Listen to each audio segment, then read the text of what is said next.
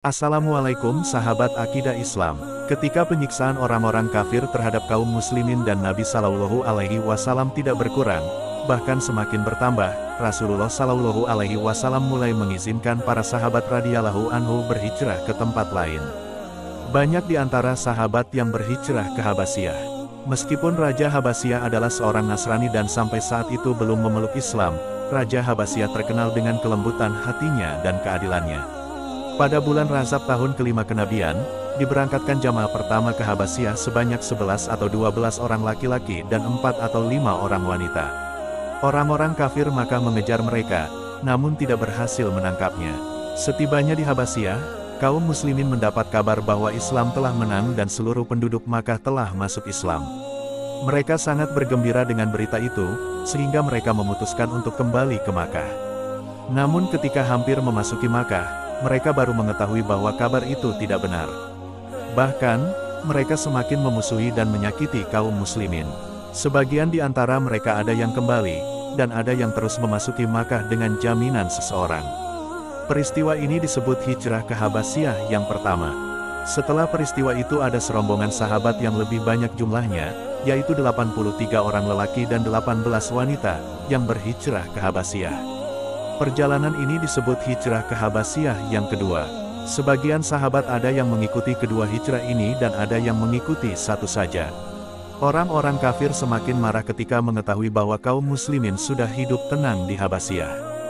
Mereka mengirim satu rombongan ke Habasyah untuk menemui Raja Najasyi sambil membawa banyak hadiah. Mereka juga membawa banyak hadiah untuk para pejabat istana serta para pendeta di sana. Setibanya di Habasyah, mula-mula mereka menjumpai para pejabat kerajaan dan para pendeta Kristen. Setelah menyuap mereka dengan hadiah, maka dengan perlindungan mereka, utusan kafirin itu dapat menjumpai Raja Najasyi. Mereka langsung bersujud di hadapan raja dan menyerahkan berbagai hadiah kepadanya. Lalu mereka mengemukakan maksud mereka yang diperkuat oleh para pejabat kerajaan yang telah disuap itu.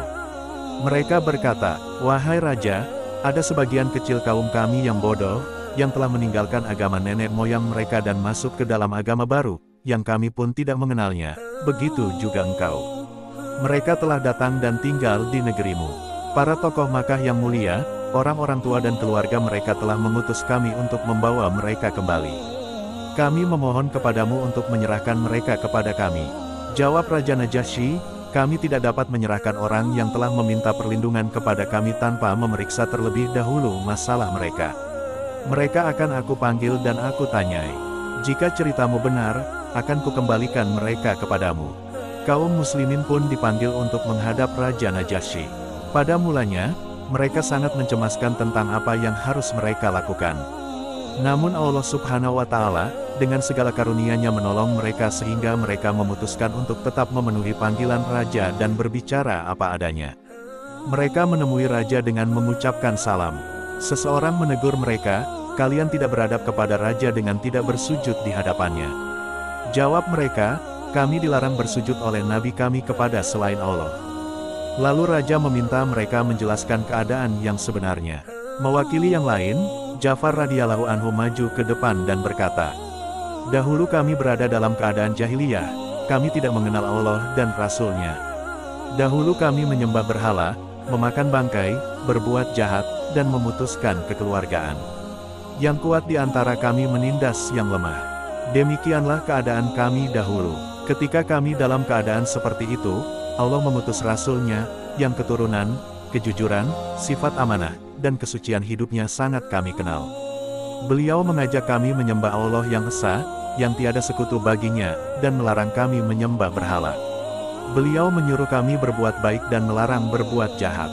Beliau menyuruh kami berkata jujur, bersifat amanah, dan menjaga silaturahmi. Beliau juga menyuruh berbuat baik kepada tetangga, mendirikan salat, berpuasa, dan bersedekah. Beliau mengajar kami akhlak terpuji, melarang kami berzina, berdusta, memakan harta anak yatim, menuduh orang lain, dan perbuatan-perbuatan buruk lainnya. Beliau mengajarkan kami Al-Quran yang mulia, dan kami beriman terhadapnya serta mengamalkan segala firman-Nya. Berkenaan dengan hal ini, kaum kerabat kami memusuhi kami dan menyiksa kami dengan berbagai penyiksaan. Kami adalah orang-orang yang tertindas dan Nabi kami telah menyuruh kami berhijrah memohon perlindungan di negerimu ini. Raja Najasyi bertanya lagi, sekarang perdengarkan kepadaku Al-Quran yang dibawa oleh nabimu itu. Maka Ja'far radhiyallahu anhu membacakan sebagian ayat permulaan surat Maryam. Bacaannya telah membuat raja dan para pendeta yang banyak hadir di sana menangis sehingga janggut-janggut mereka basah oleh air mata. Kemudian raja berkata, "Demi Tuhan, ayat-ayat ini sama dengan ayat-ayat yang telah diturunkan kepada Musa, yang bersumber dari nur yang sama." Lalu dengan tegas Raja Najasyi menolak permintaan orang-orang kafir Quraisy itu. "Aku tidak dapat memenuhi permintaan kalian." Para utusan itu merasa kecewa dan terhina, sehingga mereka berembuk kembali. Salah seorang di antara mereka berkata, "Besok aku akan mengatur sesuatu sehingga raja akan mengusir mereka." Namun teman-temannya tidak menyetujui usulannya. Mereka berkata, "Walaupun mereka telah menjadi muslim, mereka tetap kaum kerabat kita." Namun temannya itu tidak mau menurutinya. Pada hari kedua, mereka kembali menemui raja dan berkata, orang-orang Islam itu tidak sopan terhadap Isa, juga tidak mengakui Isa sebagai anak Allah. Raja pun memanggil kembali kaum muslimin. Sahabat bercerita, pada hari kedua, kami dipanggil lagi, dan hal itu membuat kami bertambah cemas. Walaupun demikian, kami tetap menghadap raja. Raja bertanya, bagaimanakah Isa alaihi salam menurut kalian? Kami menjawab, kami katakan seperti yang diturunkan kepada nabi kami mengenainya, bahwa Isa adalah hamba Allah, nabi Allah, ruhnya, dan kalimahnya yang Allah turunkan melalui perawan Maryam yang suci. Najasyi berkata, itulah pengakuan Isa tentang dirinya, tidak ada yang lain. Para pendeta ketika itu saling berbisik dan gaduh atas jawaban raja. Raja berkata kepada mereka, apa mau kalian? Katakanlah. Najasyi pun mengembalikan semua hadiah yang sudah diberikan kepadanya, lalu berkata kepada kaum muslimin, tinggallah di sini dengan aman, orang-orang yang menyakiti kalian akan dikenai denda. Lalu ia mengumumkan, barang siapa menyakiti kaum muslimin, maka akan didenda. Dengan demikian, di negeri tersebut kaum muslimin sangat dimuliakan dan dilayani dengan baik. Sedangkan orang-orang musyrik kembali ke Makkah dengan hina. Orang-orang kafir Makkah pun bertambah marah. Bersamaan dengan itu, Umar radhiyallahu anhu memeluk Islam sehingga menambah kekesalan mereka terhadap kaum muslimin. Mereka selalu berpikir bagaimana caranya agar orang-orang tidak dapat bertemu dengan kaum muslimin dan mereka dapat menghancurkan Islam. Untuk itu, para tokoh kafir Makkah segera mengadakan perundingan besar untuk membunuh Muhammad sallallahu alaihi wasallam. Namun demikian tidaklah mudah membunuh beliau, karena Bani Hashim adalah kaum yang sangat besar jumlahnya. Mereka termasuk kaum yang terhormat di Makkah. Walaupun sebagian besar belum masuk Islam, mereka tidak akan tinggal diam jika Nabi Muhammad sallallahu alaihi wasallam dibunuh. Akhirnya, di pertemuan itu diputuskan kesepakatan untuk memboikot Banu Hashim dan Banu Muthalib. Orang-orang dilarang bertemu dengan anggota Banu Hashim dan Banu Muthalib, atau sebaliknya. Juga tidak boleh berjual beli, berbicara dengan mereka, bahkan tidak boleh berkunjung ke rumah-rumah mereka, dan mereka dilarang datang ke rumah orang-orang kafir. Ketentuan ini akan terus berlaku, selama mereka tidak menyerahkan Muhammad sallallahu alaihi wasallam untuk dibunuh. Keputusan ini tidak cukup dengan kata-kata, mereka pun membuat perjanjian tertulis pada tanggal 1 Muharram tahun ke-7 kenabian. Dan kertas perjanjian itu digantungkan di Baitullah, agar semua orang menghormatinya dan dapat menunaikan isi perjanjian tersebut. Akibat dari perjanjian tersebut, Banu Hashim dan Banu Muthalib terkepung di antara dua buah gunung yang menghimpit. Tiada seorang pun yang dapat menemui mereka, dan mereka tidak dapat menemui siapapun.